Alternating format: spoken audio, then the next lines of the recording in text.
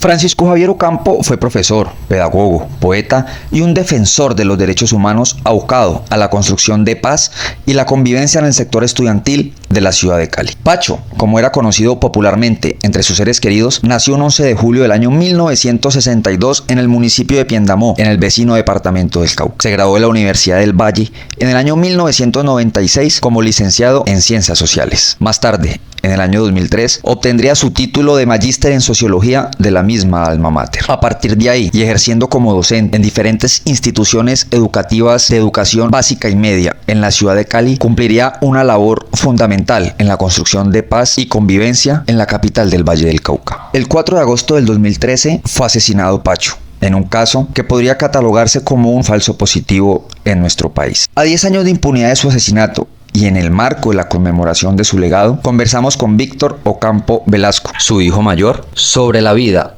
obra y vigencia en el movimiento social y estudiantil de su padre, Francisco Javier Ocampo Cepeda. Bueno, mi nombre es Víctor Manuel Ocampo Velasco, hago parte del MOVICE, que es el Movimiento Nacional de Víctimas de Crímenes de Estado. Actualmente también estoy vinculado a la Red de Derechos Humanos Francisco Javier Ocampo Cepeda, que es una organización de derechos humanos que se crea a partir del estallido social en la ciudad de Cali y en el departamento del Cauca, como forma de reivindicar el legado, el nombre y la vida de lo que fue la lucha por la paz y las enseñanzas a través de la pedagogía y la construcción de paz territorial de mi padre, Francisco Javier Ocampo Cepeda. Es un tanto complejo hablar de las múltiples facetas de mi padre. Si tú le preguntas a las personas, lo van a recordar como un pedagogo, un humanista, una persona convencida de que se puede transformar al país. El diálogo y la mediación eran los caminos los cuales el que estaba seguro de que eran la solución de la mayor parte de los problemas. Buscaba que los jóvenes principalmente comprendieran que las causas de su realidad no se encontraba naturalizada y se encontraba condicionándolos de manera eterna a vivir en esas condiciones o en esas circunstancias, sino que eran producto de todo un entramado del sistema social, político, económico, histórico, y lo enseñaba de una forma muy sencilla. Él buscaba comprender la realidad de cada una de las personas que pasaban por sus aulas, que pasaban por su vida, e impulsarlas a que creyeran en sí mismos, a que podían ser y alcanzar los límites y los sueños que tenían previstos para sí. Pero desde lo personal era un padre muy amoroso, era una persona siempre dispuesta a hablarte de un mundo mágico, por así decirlo. Él veía el mundo de una manera muy ingenua, siempre desde la visión de la esperanza, pensando que las personas eran buenas, que todo era susceptible de la bondad, y que prefería creer y que lo lastimaran a desconfiar y lastimar a otra persona. Literato, leía mucho, me inculcó el amor por la lectura. Él inicia en un colegio nocturno y allá pues los estudiantes ya eran mayores, venían de un contexto social complejo, difícil, ningún profesor quería interpelarlos, ningún profesor quería realmente enseñarles algo, simplemente estaban ahí, hablaban las horas de clase que tenían que hablar. Si los alumnos hacían lo que querían, ellos no los cuestionaban por temor a la reacción que podían tener. Pero él formó un grupo de teatro y a través del teatro puso a sus estudiantes a representar sus vidas y a demostrarles a partir de eso cómo todo el ambiente social es condicionado por productos históricos. Él dijo: yo no voy a venir a leerles un libro de texto ni de historia hablándole de lo que ustedes ya conocen y viven, porque es que es su realidad, pero quiero que la recreen para que me la enseñen a mí. Él para eso era muy malo para la representación de las obras y todo lo que implicaba. Eso lo usa además como una estrategia que diseñó en ese momento, o que alguien le contó que la podía implementar y le dio resultados en ese preciso momento. Luego él inicia a aplicar otras técnicas, otras metodologías, siempre buscando transformar el conocimiento complejo a cosas de la realidad y la cotidianidad de sus estudiantes, ya fuera a través de las canciones de reggaetón, ya fuera a través de anécdotas personales, a través de chistes, si llegaba a comunidades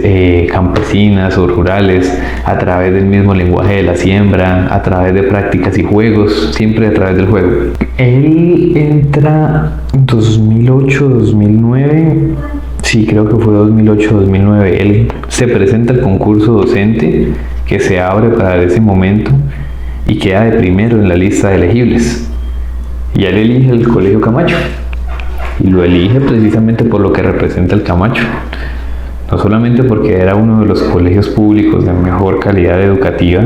sino también por el contexto en el que se desarrollaba el Camacho. Él iba con una clara intención al colegio: ir a transformar las vidas de los estudiantes a partir de la educación, ir a sacar todas esas limitantes que generaban sus condiciones de vida y sus historias, y demostrarles que podían alcanzar todas sus potencialidades. Y yo creo que lo logró. Esa etapa significó para muchos estudiantes, que al día de hoy aún me lo cuentan, un impacto muy profundo y significativo, en el cual dentro del marco de la conmemoración se han acercado y me han dicho: yo hoy soy lo que soy precisamente porque él creyó en mí, y si no estaría en otras cosas. Y hoy soy lo que soy implica personas que han estudiado ingeniería, han estudiado derecho, han estudiado comunicaciones, han estudiado muchas cosas y se están desempeñando en muchas áreas, y aún así siguen en la defensa de la vida y de los derechos humanos, o creen que se puede transformar la realidad, y eso se vio representado en la reacción del cuerpo estudiantil de esa época en las movilizaciones a partir de su muerte. Proyecto Calibra,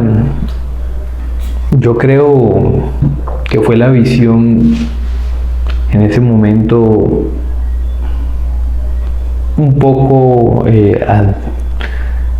antecediendo los hechos de lo que iba a ser más adelante todos los planteamientos de la construcción de paz territorial y los proyectos de la construcción de cátedras de paz y acuerdos de paz y convivencia que vinieron a partir del 2016. Eso fue para el 2013, y él inicia con esas mediaciones en clave de construir paz territorial. Y la construcción de la paz territorial partía por la educación popular y lo que se denomina la lectura del contexto y de las realidades. Se acercó a cada uno de los dos colegios, sin ser docente de Santa Librada, a sus estudiantes, y les planteó cómo el contexto de ellos era el mismo del Camacho, y que eran exactamente las mismas violencias estructurales las que los discriminaban a unos y a otros, que lo único que los diferenciaba era prácticamente pasar de la calle Quinta a la otra. No había ninguna otra diferencia más allá de eso,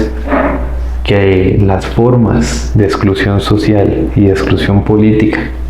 que en ese momento se estaba viviendo producto de la implementación del sistema masivo del mío